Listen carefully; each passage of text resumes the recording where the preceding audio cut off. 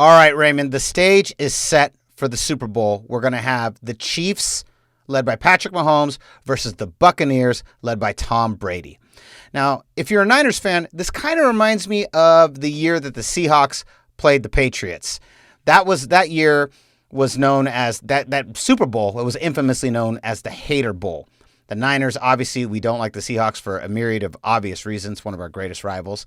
And then, of course, if you're a Niners fan, I could see you not being a big fan of Tom Brady. He took over the GOAT from Joe Montana. You know, the controversies that always surround that team and their Super Bowl wins, especially the first three. So, Raymond, as a Niners fan this year, I could see this one having similar vibes. You're not a fan of the Chiefs because we lost to the Chiefs in the Super Bowl. Not a fan of Tom Brady for everything we just said. So if the Seahawks Patriots was called the Hater Bowl, what would you call this Super Bowl? What wouldn't you call it? This has got to be the cursed double-edged sword, damned if you do, damned if you don't, dagger to the temple, gun to the head, bowl, if you will. This is one of the worst Super Bowls that I am not looking forward to. Since that Super Bowl that you mentioned. Worst Super Bowl ever since that one. Wow. This is the GoldCast. Boom! Welcome to another edition of the GoldCast. We are the voice of the Bay. I'm your host, Rudy3, and with me is my brother, my co-host, Raymond Salisa first, baby. Boom! All right. Raymond, we're going to talk about the NFL playoffs, and we're going to talk about all that in a little bit. Try to say that name that you called it 3 times fast. I dare you, GoldCast Empire. But before we do that, Raymond, let us first start about these rumors. They will not go away. Look at all these rumors. So it won't go away, Ray. It won't. I was telling Louis B, our LA co-host, I was saying this is becoming a rite of passage in the NFL. Like, you're not a real QB in the NFL until you've been linked to a possible trade to San Francisco. And the second Aaron Rodgers did that press conference about, there's probably going to be a lot of changes to the roster next year, a lot of movements, so I'm not even sure. I'm paraphrasing. There was it was like instantly someone on Twitter posted a picture of him in a 49ers uniform. Instantly. And then there was also talks this past week about Matt Stafford possibly being traded to the 49ers. And so we're just in this situation where it just seems like every quarterback that potentially is not happy or there's a potential of them leaving, that becomes them instantly linked to the 49ers. Let's start with Aaron Rodgers first, because obviously he's the bigger quarterback. I'm going to put this in the no way in hell is this actually happening zone. I don't even see him leaving Green Bay. I think he was just, emotions are high. He's lost his second straight NFC championship. He's 1-4 total. So he is still playing at a really high clip, but who knows how much time Aaron Rodgers has left. And I understand the sense of urgency that he's probably going through. What are your thoughts first on this Aaron Rodgers to San Francisco rumor? Well, when you think about it, this is the one quarterback we could have had outside of Alex Smith. It was either him or Rodgers that were scheduled to go to us. They didn't really like Rodgers' attitude back then, so we took, the more calm, collected, humble Alex Smith over Rodgers. And who knows, if Rodgers was still with us during the Harbaugh era, good chance, we perhaps go to 3 straight Super Bowls during that run, or at least come out winning, 2/3 of that. So it's hard, and Rodgers grew up a Niners fan just like Tom Brady did. A lot of these quarterbacks grew up Niners fans, and so there is that tie. He'd obviously be okay with that maneuver. We know that he took it personally when the Niners didn't pick him in the draft and made it his personal business to beat us every time he played us, which he was able to do whenever the team sucked. But outside of the team short of the team not sucking, Rodgers has always been owned by us. To me, this is the second most expensive quarterback that they could acquire in a trade. But again, like the move with Matt Stafford, which we'll get to, You're getting an older quarterback who, once his time is done, which is less than 5 years in my estimate, then you're right back at square one trying to look for a quarterback. And depending on how you finish with that quarterback in terms of record, you might not be in a very good position to acquire a new quarterback. You might be, you're going to draft a quarterback mid round, or, get another trade for another veteran quarterback. I don't want to be that team that just, works with veteran quarterbacks via trade in order to get Super Bowls, in order to compete for a Super Bowl. The best formula is to draft one that's good enough to win it for you, like we did with Joe Montana. And even though we got Steve Young in a trade, we got him when he was still very young, and he was groomed into a championship quarterback under Joe Montana. So something like that, that would be nice to see. Rodgers is obviously one of the greatest passers we've ever known. I think, outside of Drew Brees' captain checkdown style, I think Rodgers is the most accurate quarterback that's ever played, outside of him and, of course, Steve Young. But I think, it's a nice pipe dream, but I doubt LaFleur is going to give Kyle Shanahan, his best offensive piece going forward, knowing that that the 49ers are, after having a historic worst in terms of health, that obviously that rarely happens in the NFL to that degree. There's only one direction this team is going to go in terms of health, and that's they're going to be healthier. They're not going to be losing multiple guys every single week and pulling guys off the street and practice squad guys. That's not going to happen the same time, because the odds just don't play in the Niners' favor to have them duplicate what they just went through. So we're obviously going to be healthy, and I just don't see LaFleur giving that piece up. That's my take on it. It'd be nice to have, especially considering he was a Niners fan, but I think this would just like the Watson trade would be too expensive. I completely agree. I do not see LaFleur sending Rodgers to San Francisco so we can go chase another chip and he can begin a rebuild of the team. That just doesn't make any sense. Why would Green Bay send Aaron Rodgers to San Francisco? I understand that Aaron Rodgers has a lot of power, and he probably could push a trade. I just don't see it happening. I really don't. This team was just in 2 NFC championships. Yeah, you lose the quarterback, you're set back. I think you're set back by at least 5, maybe 6 wins, depending on who else is there to take over. That's a 3 to 5 year rebuild now that you're in. You're rebuilding at that point. So I agree. Let's talk about Matt Stafford, because this was the other rumor, the other quarterback linked to the 49ers. My God, so many quarterbacks linked to us. But Matt Stafford, I jokingly said to you off air that if we do this trade, I want like 2015 Matt Stafford. I want the young version of Matt Stafford. This is another guy that I just don't see this being a logical jump for us. He was even possibly linked to the Rams, and I'm like, man, I hope the Rams get him. I would love for the Rams to get Matt Stafford. That would be great. And I think that's a way. I feel like that's a way you can sometimes measure if these are actually good trades. If your rival would rather you take the guy than us have the guy, then you probably know it's a bad trade. And I don't think this is a good trade either. I can't honestly truly believe that John Lynch and Kyle Shanahan are actually going to be kicking the tires on a possible trade for Matt Stafford. Yeah, I like Matt Stafford. I've always actually been a fan of his as a player, because I thought he was a really good passer.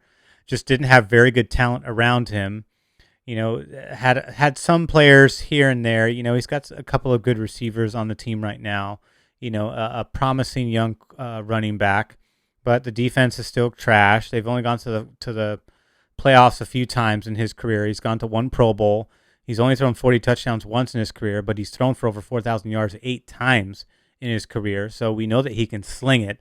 And a Kyle Shanahan marriage, any one of these quarterbacks is going to thrive in a Kyle Shanahan system. They all fit like a glove.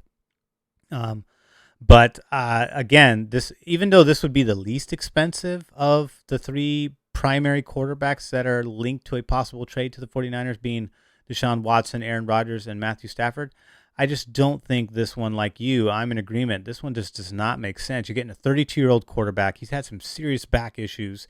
he's really kind of one big hit away from getting knocked out of the game. He's just as fragile as Jimmy Garoppolo right now at this stage. And the young Stafford would actually play through injuries and was quite tough and quite durable, but that's just not the case anymore. And that's just what happens once you start to get in your 30s in the National Football League. I don't care who your name is.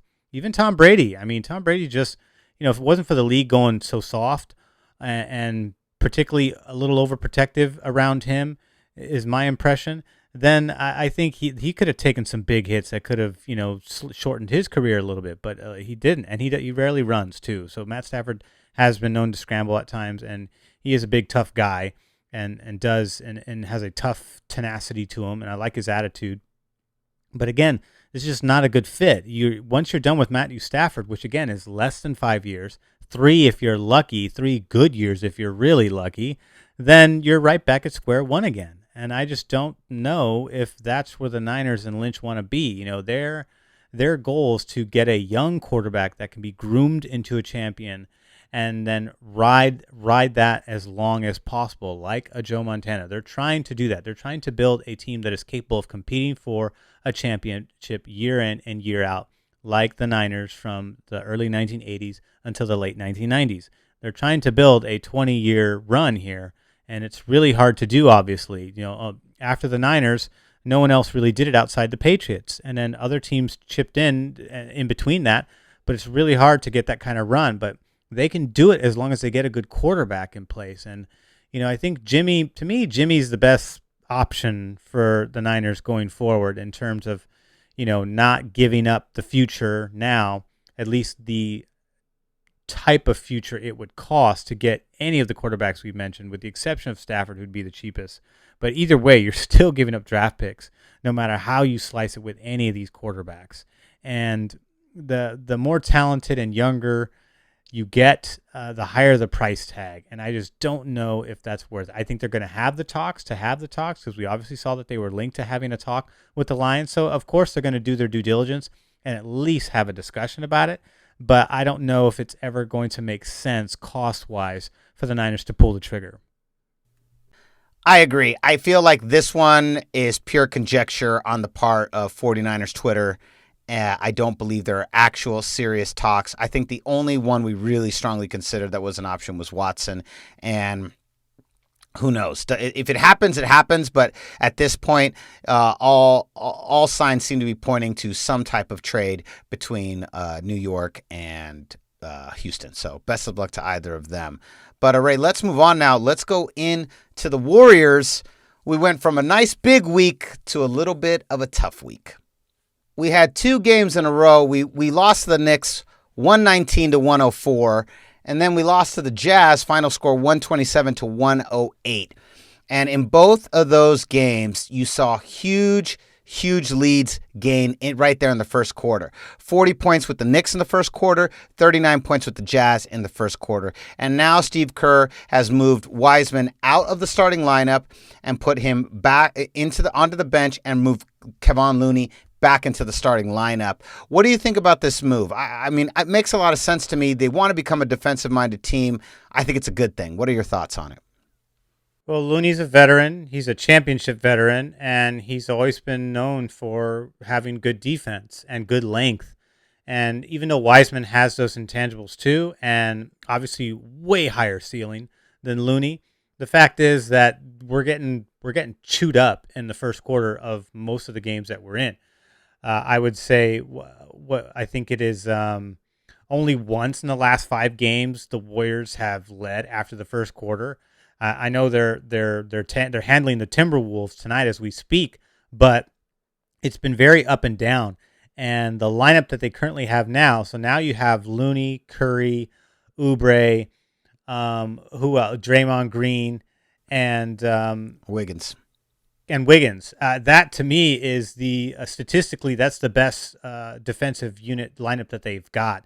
So coming out of the gate with that Fab Five, I think that's fantastic in terms of defense. Remember, this is a team that's supposed to lean into their defensive prowess because they have a lot of defensive talent on the team. I think Oubre's been fantastic on the defensive end. I think that Wiseman has flashed brilliantly, and he's only going to get better. But Looney in this position here, I think, just gives them a little bit more consistency. And, he's a better passer than Wiseman is right now. So I think that's going to lend some opportunities as well offensively. And I just think that this is just going to allow them to not fall behind, as much as they have been. Because right now they're kind of, what the record is, even though I had hopes for them getting past, after winning the 2 games, I thought that they had a really good chance to beat a not very good Knicks team that's struggling just as much as we are, if not more so. And the fact that, they never led in that game was just a huge letdown. Obviously, and I get it. Back-to-back games in the NBA are never fun, and they usually are always very difficult for whatever team is doing that back-to-back, especially if you're on the road doing back-to-backs. That's even worse. But in the Warriors' case, I've always seen them struggle in back-to-backs, and that was no different against the Knicks, even with this new younger Warriors team. And so I'm okay with it. I defer to Steve Kerr. He knows this stuff way better than I do, and I think Looney in there as a more consistent defensive player, I think it's going to make all the difference. Wiseman in that second unit, I think it's going to be great. I'm curious to see how it works out because it's just a different lineup, and we know they also sent some guys to the G League because they haven't been getting play time. Jordan Poole went to the G League. Nico Mannion, the other draft pick, he went to the G League because Wanamaker is the primary backup to Curry right now. So that leaves no room for Mannion to come in and get authentic NBA playing time. He's only come in a couple of games, and those were blowouts. But him in the G League will get some good playing time under his belt, and then hopefully he can work his way back because I'd love to see what he can do in the lineup as a Curry backup as well. But yeah. The Looney move is great. It's fine. The Warriors need to get back on track. We need to, once they can figure themselves out defensively, then they'll get out of the current pattern that they're in, which is lose 2, win 2, lose 2, win 2, win 1, lose 1, win 1, lose 1, and they'll get out of the 500. The fact that they're hovering in 500 is still very good considering how many new pieces there are in the team this year. So if they can just bring it together and gel, then they will get over the hump and become an over 500 team and start to actually look ahead of that part, which is competing for a playoff position. We still got a long way to go for that, but it's in there. It's in the distant vision right now if they can just figure it out. I agree. It is. And we got to remember Wiseman is a rookie. And he's still getting his feet underneath him. I do see, and even Kerr talked about it, there being a combination of them going between Looney and Wiseman, throughout the season, kind of flip-flopping between the two throughout the season. They're obviously aware of the numbers, and he's going to be fine. He's going to be fine. This is a good. It actually is helping his evolution by putting him back on the bench, taking a little bit of pressure off of him, and putting it more on our vets. It's a good move. It is. I agree. Okay, Ray, here it goes. It's time for my NFL playoff bracket, the final week for me. Are you still in it? All right, so I'm pissed. All right, so I am technically I am still in it. But the problem is that I ran out of teams.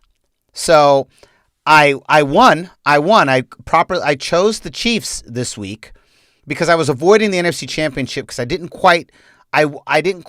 believed that the Packers were going to win the entire thing. I thought this was the year they were going to pull it off. And so I thought, here's what I'll do. I'll pick the Chiefs this week. I'll pick the Packers next week. I just felt like Aaron Rodgers was playing just lights out. The Chiefs looked like they were struggling last week, and with Mahomes' injury, I'm still not sure. But I thought Aaron Rodgers was the healthiest, and his team was playing at a very high clip. So I took the Chiefs this week as a precaution. But unfortunately, the Bucs defeated the Packers. And if you remember, I took the Bucs all the way back on Wild Card Weekend. Thus, I ran out of teams. So you didn't have a choice, even no matter what. Packers needed to win in order for me to stay alive. The Packers needed to win. And you would have been out if you chose Packers. And I would have been out either way. So I was out because I chose the Chiefs, or I was out because I chose the Packers. Like, technically I advanced, but I ran out of teams, so I'm out of the pool. There's only 2 guys left, and they're both in the same buckets. They're force picked. One is force picked to have to choose the Chiefs because he's ran out of teams, and the other guy has to pick the Bucs because he ran out of teams. I did not expect the Bucs to get this far. And I know you're not happy about this, but I'm going to say this. This is my one pitch about Tom Brady. This is the season I learned to finally put the gun down and love Tom Brady. And I'll tell you why. Because he left the Patriots, that organization, a lot of controversial steps. I don't really think that falls on Brady's shoulders. I think more often than not, what he just does is play football at a very high level. I've complained forever that he was in a weak-ass division, has had a lot of weak runs in the playoffs.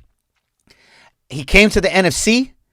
He went through Drew Brees. He went through Aaron Rodgers. He took a team that I feel like is pretty good on some days. I wouldn't say they're a great team, but he took a team and elevated them from that. They can go from decent to pretty good. I feel like that's their ceiling, right?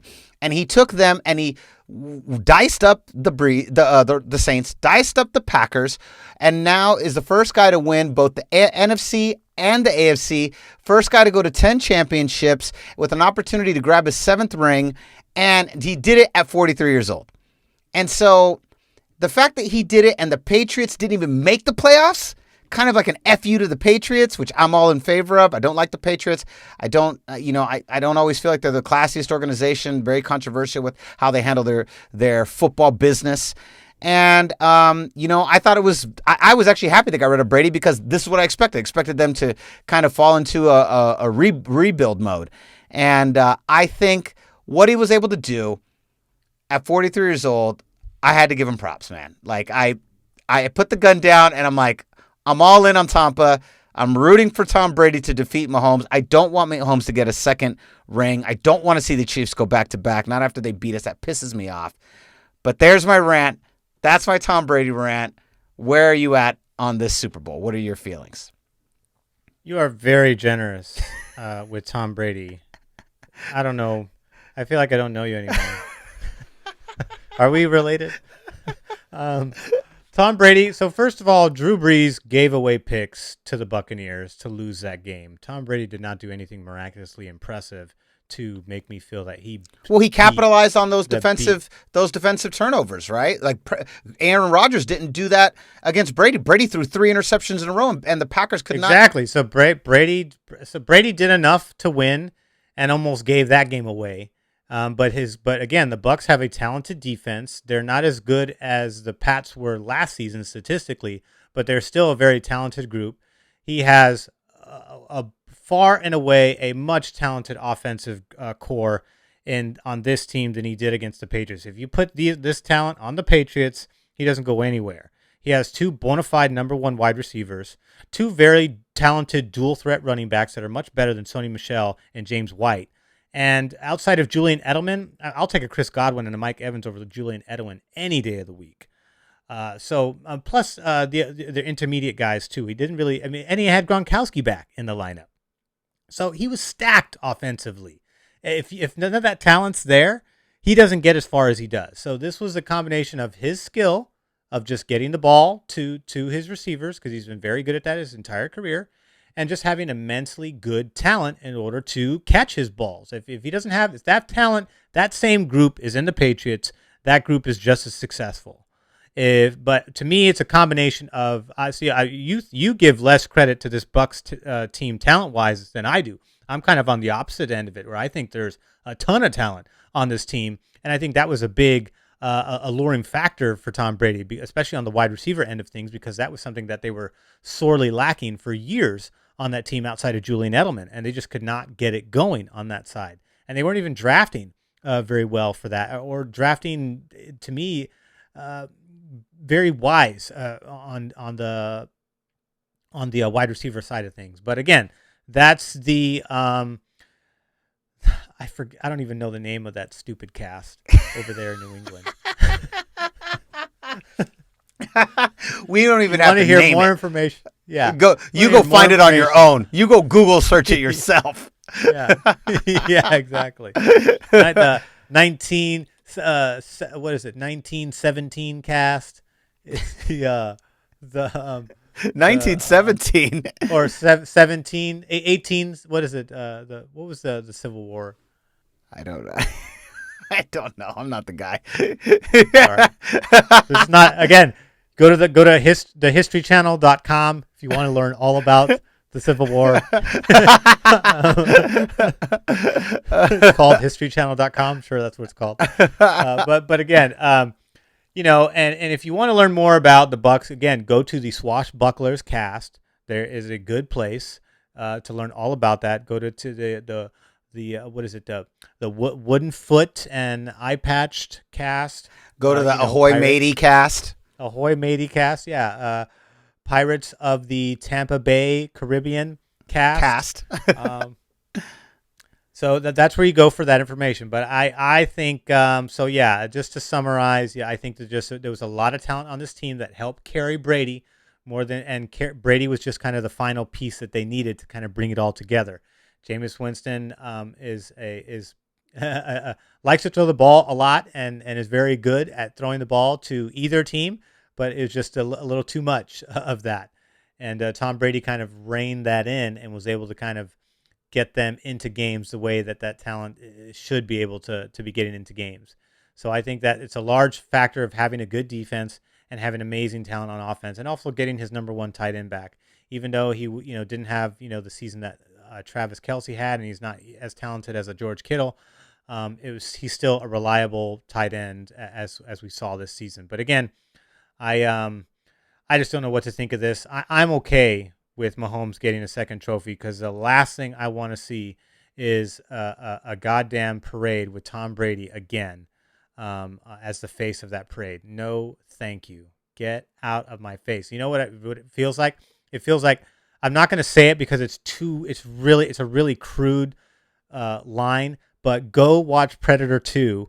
And there's a scene where Danny Glover has where he's in the office talking with his captain, and this is right after the opening scene where they're fighting all those gang members. Predator 2, right? Predator 2, yeah, and he kills them all. And then he goes into the scene with his captain, and they have this exchange, and he has this really crude line that he says. That's what it feels like right now. So if you're that curious about it, go dig for that line by Danny Glover. It's an amazing line. It's really funny, but it's really crass. But I won't say it on the cast, but that's how I feel about it. Well, I do not want to see Patrick Mahomes and the Chiefs win back-to-back Super Bowls. I hate the Chiefs this year. I hate Patrick Mahomes. I can't stand them. I hate that they beat the 49ers. We had 7 more minutes to play, and we would have closed that game out. And here we are now watching these guys. They haven't been hurt all year. They've had a nearly flawless, perfect season. I don't want to see it happen. They make me sick to my stomach, so I'm rooting for Tampa. But I can't stand the Chiefs, and my hatred for the Chiefs is much greater than the Bucs, who I don't have really any ties to. So that's you have a fair argument. I feel like either one of these arguments is valid. I feel like nobody's wrong and nobody's right, but nobody's wrong. Yeah, I agree. Or we're both right and we're not wrong. Yeah. So there's the question. What say you, GoldCast Nation? Who are you rooting for and why? Or are you on the boat of like, screw this, I hate both these teams, I don't care who wins? Let us know in the comments. Go to youtube.com/thegoldcast and let us know in the comments. And Raymond, good news. You were right. 2 up, 2 down. Warriors win 130-108. So maybe this move was good. Well, we still got to go check that game out. We'll be talking about that game and every Warriors game that goes in between on Thursday. And so concludes another edition of the GoldCast. We are the voice of the Bay. I'm your host, Rudy3, and with me is my brother, my co-host, Raymond Solis the first, baby. Boom! We'll see you next time. Same GoldCast time. Same GoldCast channel.